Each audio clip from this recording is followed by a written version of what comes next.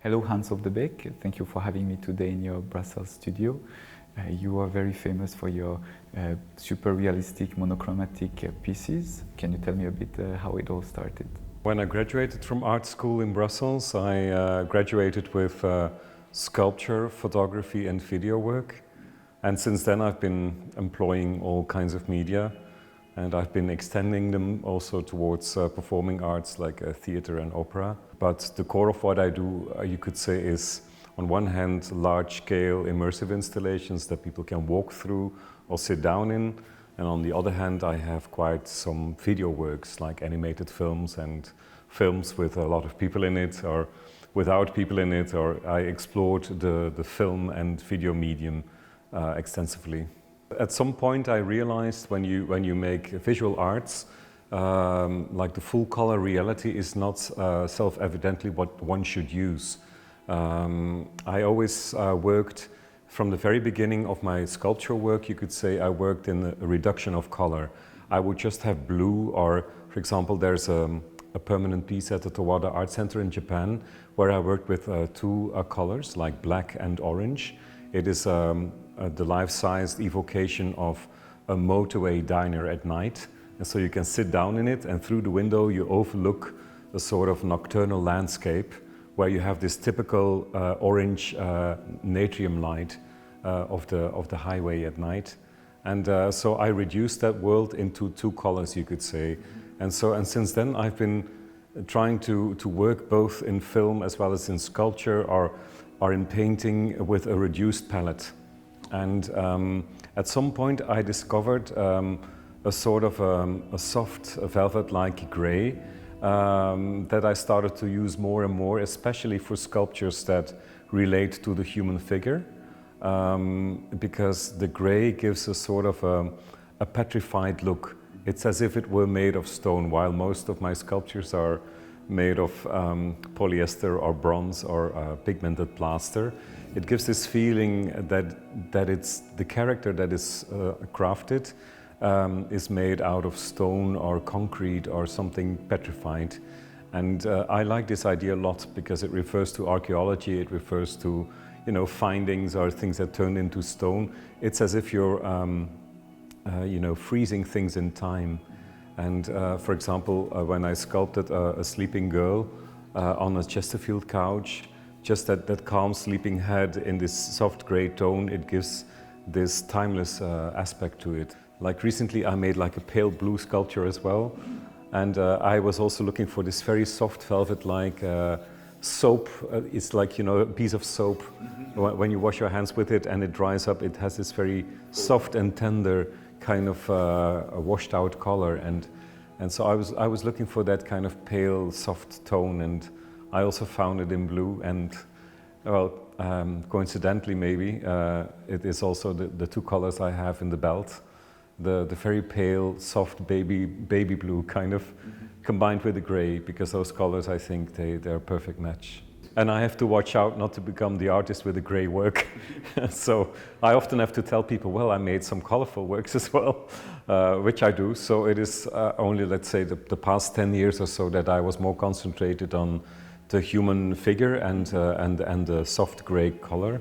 But also, like, for example, now in my opera work, I used full color, you know, like orange, red, green, blue, purple. So I'm not focused on this monochromic grey world, but it's something that is truly part of my oeuvre. Yeah. You're a very diverse artist. You are famous for different mediums.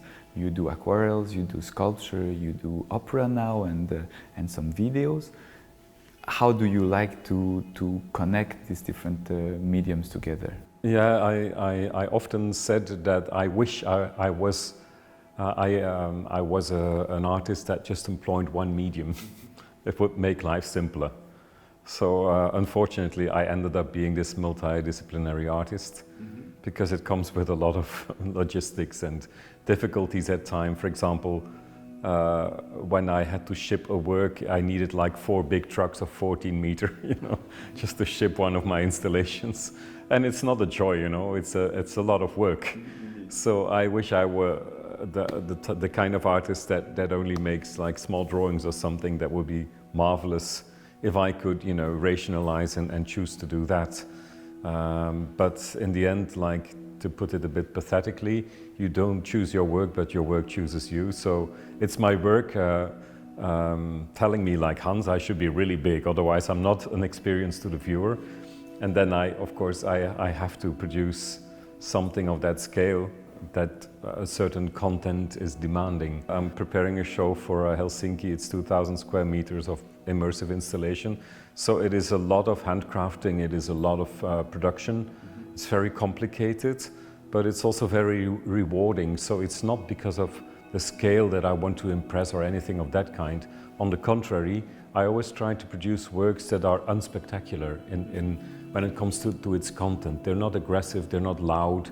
My installations or sculptures, they're always calm, and I try to create a very calm, serene world in which you then, in between the layers of the image, you can find many references and questions. I just always hope that the work speaks immediately and instantly to you, not through the intellect, but through the senses and through the emotion.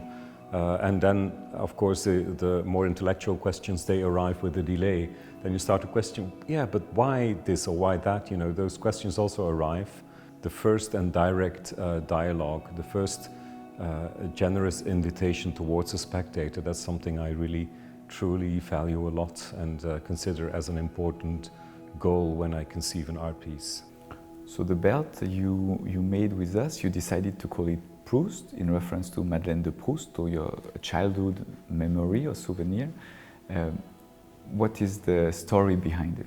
Yeah, I like the idea or the notion that something small and banal or daily lifelike or, you know, unspectacular can become very meaningful and can work as a sort of a trigger. You can be moved, for example, by a character in a novel once you can identify with the protagonist. If you can identify with that fictitious person, then you can also live along with them. You can experience their emotions, and this identification I consider extremely important. So, and sometimes little things they transport you back to your youth. Mm-hmm. For the belt, I chose to have those Blackberries, mm-hmm.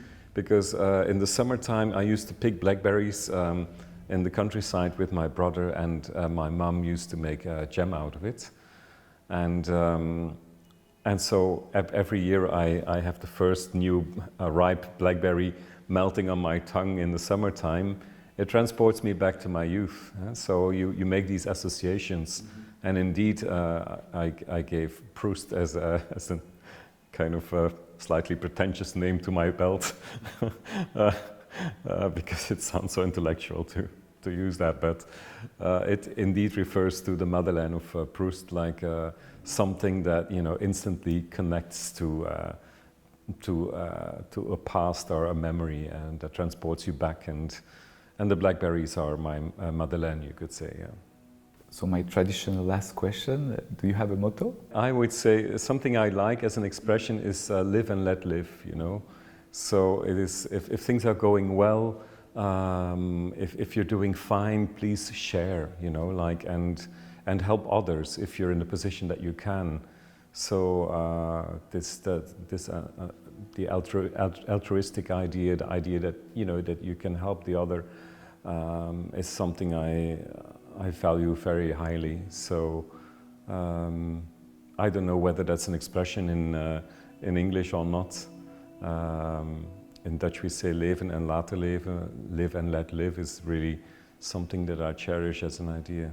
Thank you, Hans, for having us today in your studio and presenting us some of your work. Thank you so much.